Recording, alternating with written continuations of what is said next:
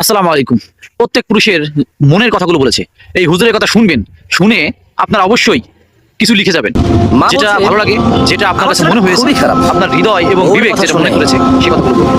ওই একই মা বলছি যে মেয়ের জামাইটাও ভালো না, মেয়ের একটা কথাও শোনে না।